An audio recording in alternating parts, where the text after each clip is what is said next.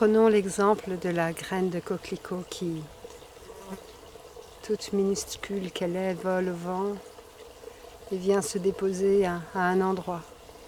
Pas ici, pas là-bas encore, mais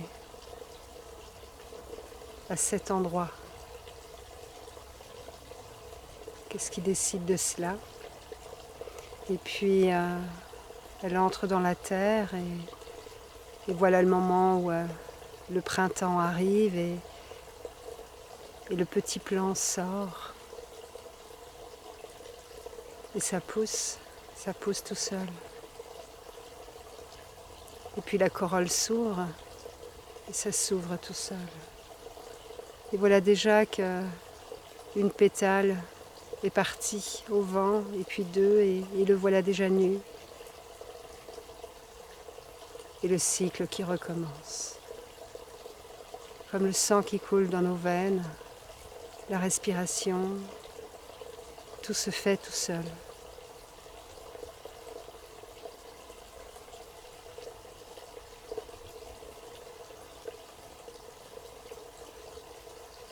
Tout se déroule de soi-même, il n'y a personne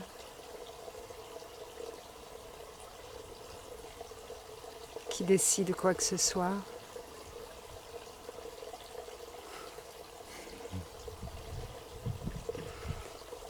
Il y a juste l'impression,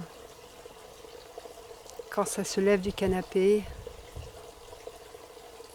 que quelqu'un décide de se lever. Mais si vous regardez bien, ça se lève. Et s'il y a une réflexion à l'amont, tiens, est-ce que là je vais me lever du canapé pour faire quelque chose ou... Et cette réflexion, qui réfléchit? On dit c'est le cerveau.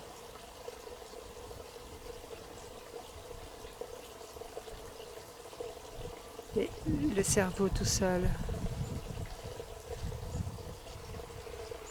Est-ce que le cerveau peut réfléchir tout seul? Finalement, le cerveau, c'est un outil. Animé par cela, animé par cette grande conscience qui anime toute chose.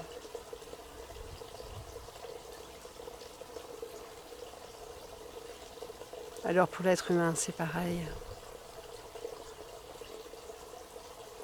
Il y a juste la croyance, par cette identification au corps, que c'est quelqu'un qui fait.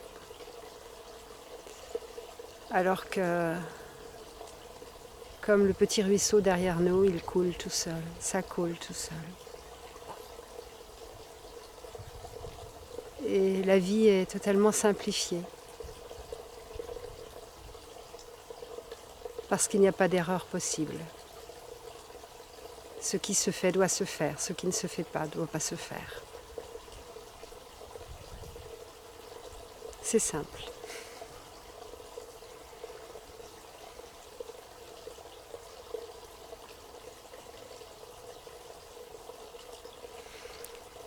La vie n'est pas faite d'une collection d'objets qui ont une existence autonome et qui doivent faire preuve d'ingéniosité pour s'articuler les uns avec les autres.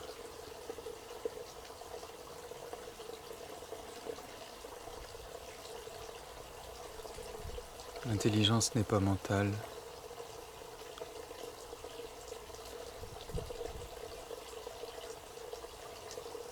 L'intelligence, c'est le tout. Le tout est organique.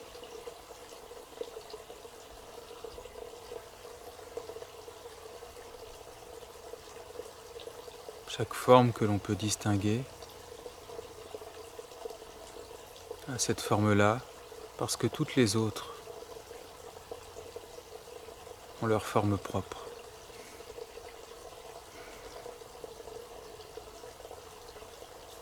Tout se tient.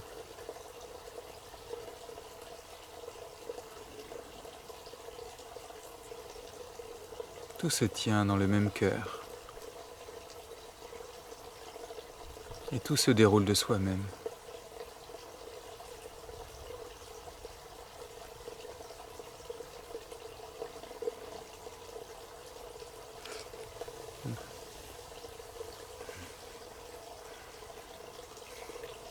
L'impression d'être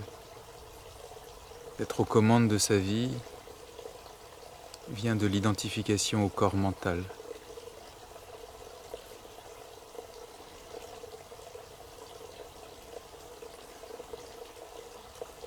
Qui nous donne l'impression d'être quelque chose de séparé.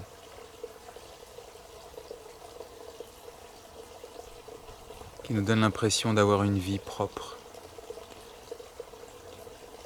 pour laquelle il faut prendre des décisions, faire des choix, obtenir ceci ou cela.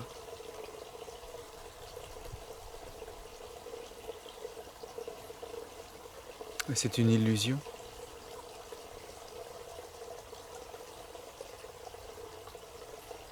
Il n'y a qu'une seule vie. La vie du tout, c'est ce que vous êtes. Et cette vie s'exprime à travers toutes les formes. Toutes les formes sont l'expression de cette vie.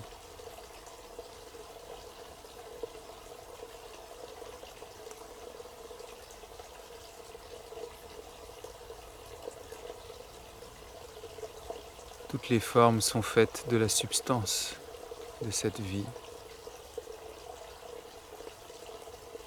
de ce soi éternel que vous êtes.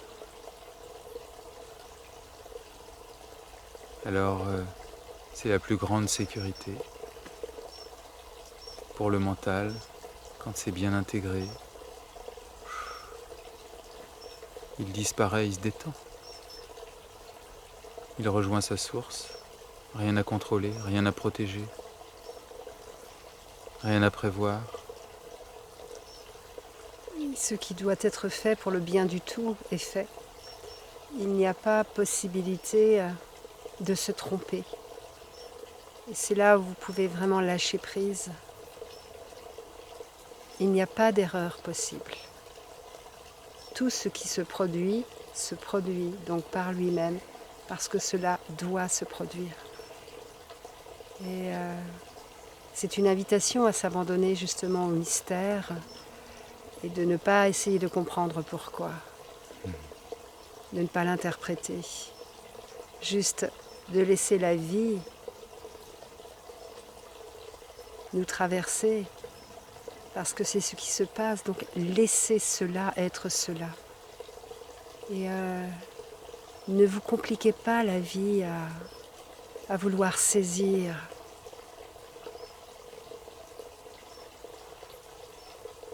Vous ne pouvez rien saisir. À peine avez-vous saisi une forme, quelque chose que ça vous glisse entre les doigts. Et ce que vous êtes, ce pur regard éternel, vous ne pouvez pas le saisir non plus, ce n'est pas un objet.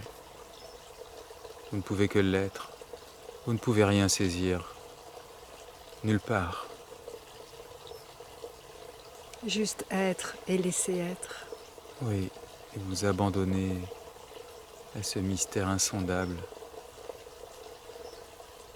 duquel on ne peut rien dire, rien penser.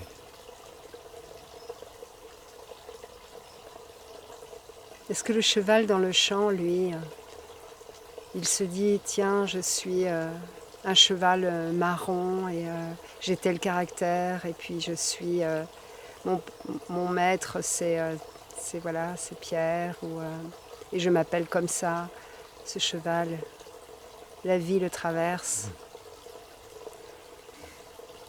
Est-ce que les arbres dépriment parce qu'ils perdent leurs feuilles à l'automne ?